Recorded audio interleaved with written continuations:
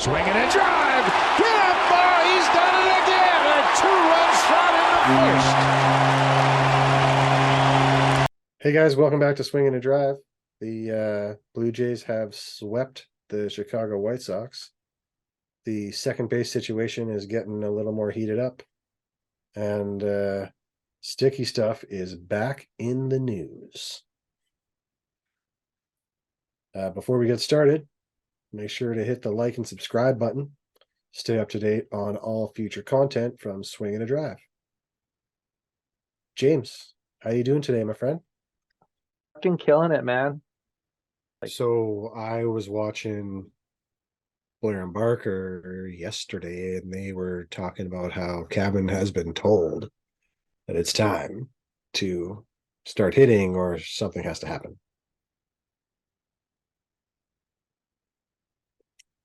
Wow. Okay. So maybe the club isn't as super tied to him as we think. Right. But anyway, just throwing that out there. Has Espinal been told the same thing? Did they? I don't think so. Because the other thing is I mean, I don't think either of them have any trade value, but Espinal doesn't really have any trade value, right? So he's not going anywhere. He's got options if that really comes down to it, I guess. But I thought we talked about it like last time, where we decided that he did have value because of the years of control that they have, given that he's in arbitration until 2027. I just think what you want for him, like what fans would want for him and what the team would want for him, is not what they would get.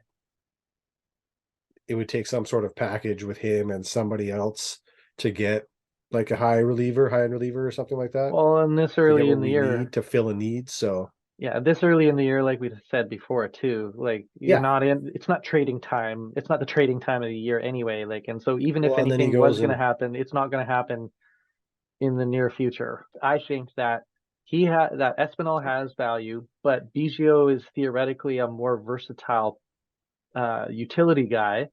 But if you don't have a bat there, then so Cavan is hitting 128 right now. Espinal's hitting 114. Cavan had a home run in the series against the White Sox. He's got a couple, yeah. Yeah, I don't know. And then Whit Merrifield is hitting 302. Well, yeah, and he's on like a 19 game on base streak. His hitting streak got broken yesterday, but he got 2 hits, I think, today. It's the reemergence of 2-hit Whit, I think. Well, I'll take it. He's hitting 302. Slugging is only 397 though, so he's just getting like solid base hits, a couple of doubles here and there. Yeah, and stealing third base at will. Stealing third base. He can base. He can run the bases, man. Oh yeah. He's elite at running the bases. That's why I love having him in the game. Especially like now he's getting on base. Shit is happening. The hit and run with him and Barshow. Who was running? Barshow was running today. Yeah, that was it. Yeah. Yeah. That was awesome. Yeah. Like having baseball player, and I want to crap all over Teoscar and Gurriel, but like having baseball players that can execute this part of the game so well is really fun. Yeah. The Blue Jays baseball IQ went up a lot. Baseball IQ, yeah. In the off season. Yeah. Like balls get thrown to the right base every time. Yeah. Springer had an awesome outfield assist because Luis Robert Jr. kind of slid past the bag, but he still like made a hard throw on it, made him like have to rush his slide, so he slid past the bag. Yeah. Which happened to Springer the previous game on going into second, and he came off the bag. Was it against Houston? Or the guy where he said the guy pushed him off the bag. Yeah. Right. And he slid past the bag. Like apparently Whit Merrifield has the most attempts at stolen third base of any player in the league by a long shot. Right. and also has the most success at stealing third base Just of this any player year? in the league. No, Just like any active active player. player? Yeah, okay. Career wise, yeah, that makes Yeah. sense. Yeah. He knows when to Yeah, do Dan it. Schulman mentioned that on the broadcast today. Oh, he knows how to take advantage of a pitcher so bad.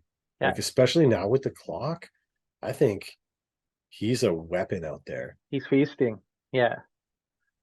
Yeah. The getting to the getting the disengagements going and the clock going.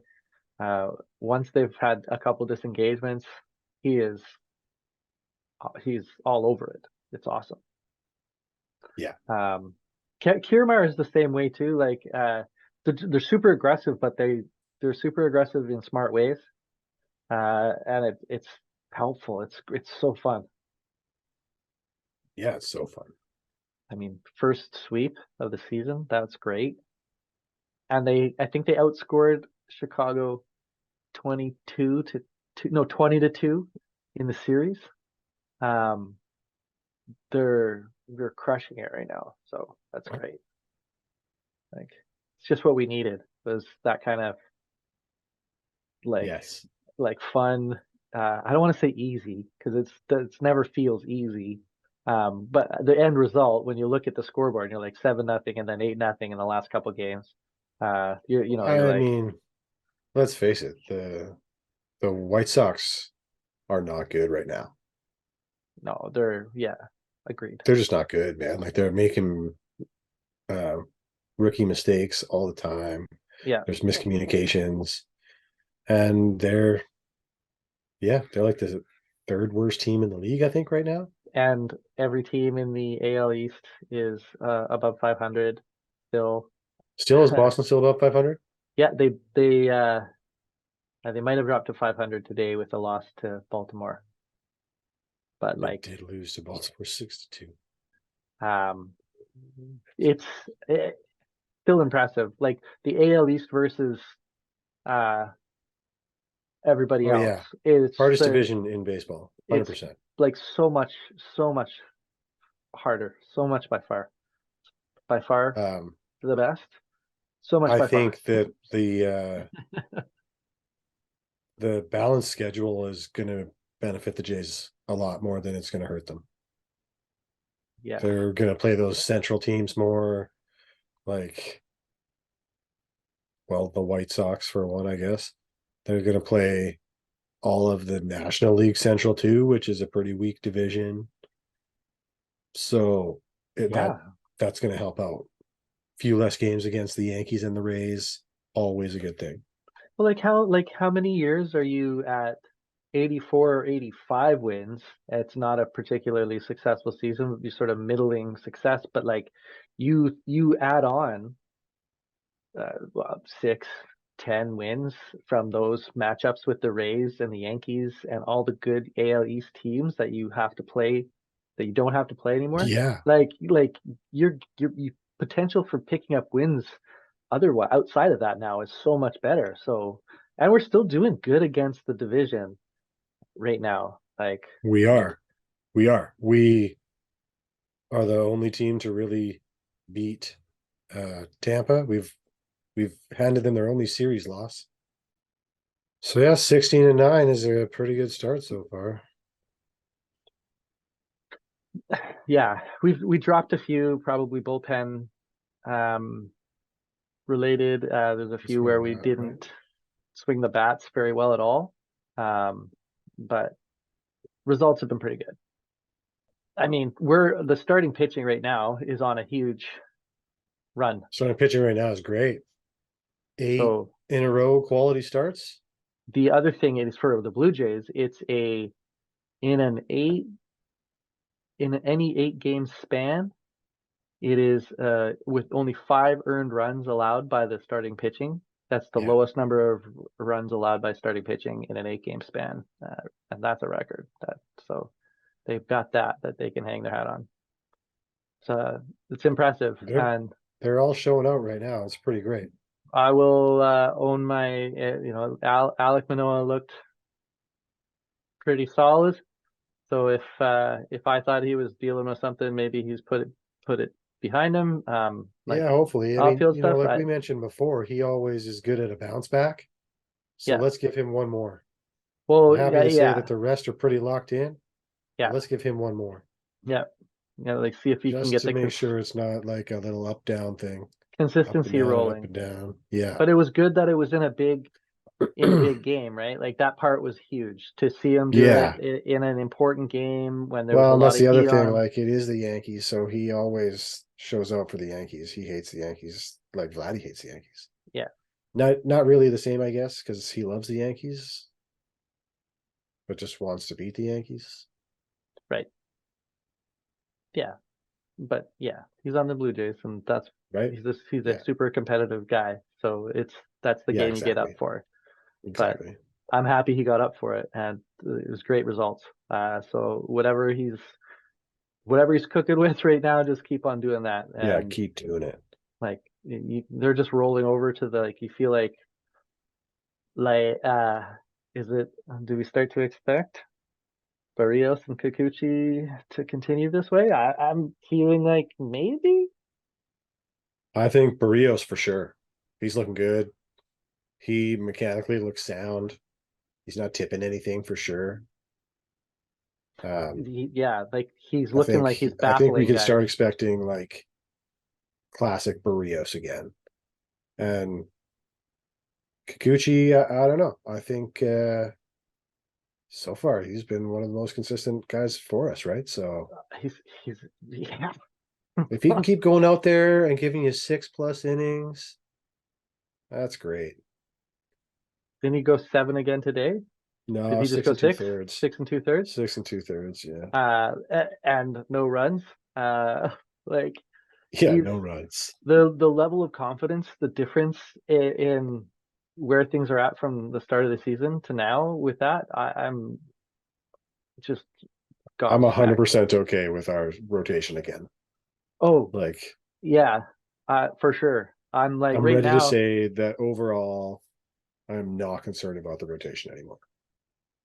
Yes, concerns currently sidelined. Concerns are in the rear view. They're on the shelf for now. Yeah, for now, and it's just about run support for those guys and limiting errors, which is clearly happening now because we went 7-0 and then 8-0. And limiting errors. There have not been many errors, which is great.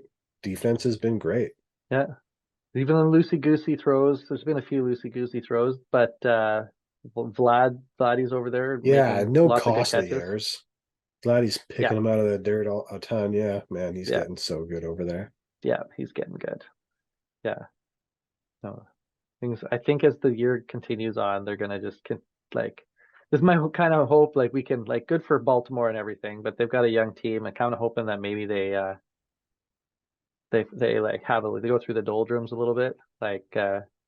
To me, it looks like Tampa Bay in the highlights. Like they're capable of having some pretty big stinkers too. So they could. Yeah, I think Tampa Bay will come back down to earth. They could go on a run of bad. I mean, I've seen a lot of talking heads they believe they're at Tampa Bay's for real, and they might lead it from start to finish. Well, they're off to a good enough lead that it's just going to be hard to catch them, no matter really how bad they play. Well, they can have a 10. They could rattle off a 10-game losing streak, and still be just fine. Just fine. Yeah. So that good for them. They put themselves in a great spot. 2 10-game losing streaks. We need to be part of one of them. Yeah, exactly. Yeah. So, so starting pitching, feeling good. And I was super pumped to see Nate Pearson come in and do his job when he was asked to do his job. I thought he was going to break Buddy's arm with the fastball that got away from him. But that happens. Overthrew it a little bit probably and just didn't finish the pitch. But he looked pretty good. So he looked all right, right? I mean, 7-0 against the White Sox. Yeah, give him a taste. Don't throw him in a huge leverage situation. It's not like it's any kind of pressure out there. So why shouldn't he look good? The the curveballs look good. The off-speed stuff looked good. Yeah. And yeah, I think that was a good way to get him in. That was a good spot to get him in. Yeah, it looks like they're going to try and get him fresh innings as much as possible, so he won't be coming in the middle of an inning. Yeah. Which is probably good for him considering he used to be a starter. Mm-hmm. I don't know. I think it'll go good. Let's see. He'll probably pitch again on Friday. There'll be a situation where where he's needed, probably earlier in the game is my guess. Right. But maybe he's the 6th inning guy. Maybe he's the 5th inning guy. It depends on what happens. Who starts? Oh, it's Manila, so who knows? He may not pitch on Friday if Manila goes 7. Then you go Jimmy, then you go Jordan, then you go home. Yeah. So who knows? He could have a couple days off. I think they'll keep trying. I think they'll just keep trying to find places to get him in as much as possible. Yeah. Keep ratcheting up. Well, they talk about their finding higher and higher levels of leverage. See if he can work his way into a more responsible role. Like Pop, like Pop. Like when the year started, Pop was he was that guy in the bullpen that things aren't going well and you need somebody to eat up 3 or 4 innings, save some arms. That's what we were doing. That's him. I think that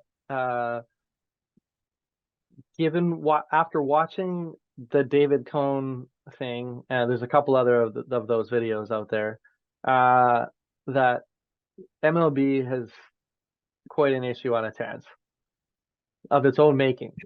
And I think you're right. So, okay, for anybody that doesn't know what happened, Max Scherzer got ejected for having sticky stuff on his fingers. The ump checked his hand. They said your fingers are too sticky. He tried to clean off his hands with some rubbing alcohol and came back, and it actually was even stickier. And so they've done some off-field experiments and discovered that alcohol with rosin and whatever other particulate is involved, your sweaty palm, there's all kinds of materials mixing together there, but it makes a substance that can stick a baseball to your fingers, holding your fingers like this. Baseball, this isn't a baseball, this is a lacrosse ball. And you can stick your fingers and this will hold the ball up like that without anything holding it up. So that's the legal substance, which Ken Rosenthal then said, apparently it's not totally legal. It's legal, but it's not totally legal, because then you can have too much of it sometimes. And if you use too much of it, then it's illegal because it gets too sticky. And so there's substances that you can use legally in the game. And it's like, okay, you can't have your own rosin bag in the bullpen. The rosin bags are provided. Each team gets one on the bump. That's it. That's all you get. That's it. So using your own rosin bag in the dugout, no good. Don't do it. No. Cool. Fine. No, that's fine. But he was doing it. Still, they're like, if you're using legally provided things and it gets sticky, like Buddy with his hair last year, who they did this whole thing. Goes to the hair, goes to the hair, goes to the hair, goes to the hair, goes to the hair. And it clearly was getting a moisture or something to help get the stick. But it was all natural stuff. So yeah, within what the players think the rules are. I think this is the problem, is the interpretation of the rules. In what way? Explain. In that rosin and sweat can be a foreign substance if it's used in excess, which I think they don't realize. I think they think as long as they're using nothing but sweat and rosin, no matter how sticky they make it, that's okay. But that's not the rule. And how do you define excess in this case? Exactly. In the case of the rule. Right? That's where it becomes the umpire discretion. That's where we have guys like Phil Cuzzy being the only guy the same ump. Yeah. Major League Baseball to throw out somebody for sticky stuff. So there's only one ump in all of major leagues that has super sensitive fingers. That's like, oh, too sticky, too sticky. All the other umps are like, I can tell. It happens. That's a little, whatever. You're having a good, whatever. So I think like you should. Okay, what's your solution? What you said something about a challenge. What do you think? Yeah, What is I this? think the solution to this is pretty easy. There is a few flaws to my plan that you would have to kind of work out, I guess, but I think sticky stuff becomes a challenge because you can see the pitcher's spin rate in real time in the game. So the same guys that are in the booth checking reviews saying guys safe or guys not safe or whatever they're challenging at the time can look and see that this guy, either his spin rate, the pitcher, either his spin rate is increased enough that it will affect his stuff, or it's just at his average spin rate. And if it's above it, you challenge, and then the umpire goes and checks the fingers. And if the umpire says, yes, that's too sticky, the guy gets the toss and his 10-game suspension and his $10,000 fine. But if the other team's looking at the spin rates and they don't care that it's this whatever the spin rate is, you just let it go. You just let the game happen because clearly they're not breaking any rules. So just to clarify for anybody that doesn't understand, spin rate is what it is. It feels self-explanatory, the rate at which the ball is spinning in the air, but the difference in spin rate, what is an average? So if you're not using any sticky stuff, I'm hoping you know this just off the top of your head.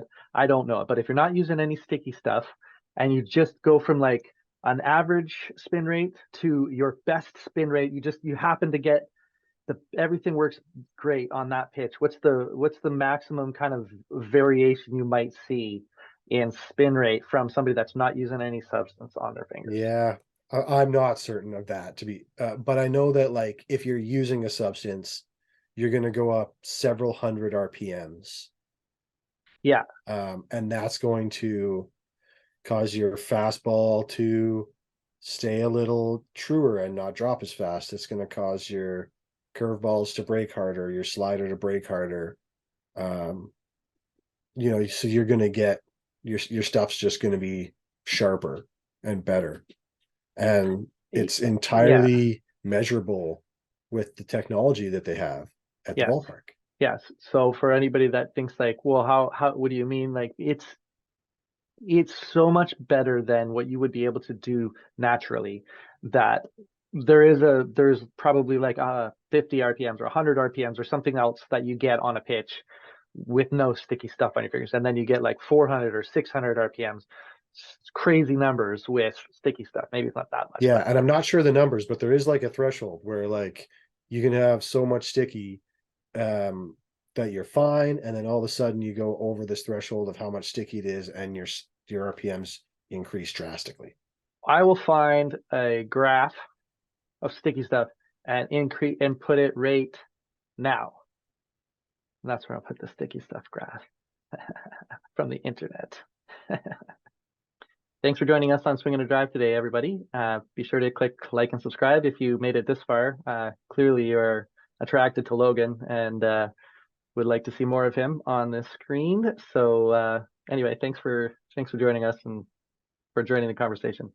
Okay, till next time. Later.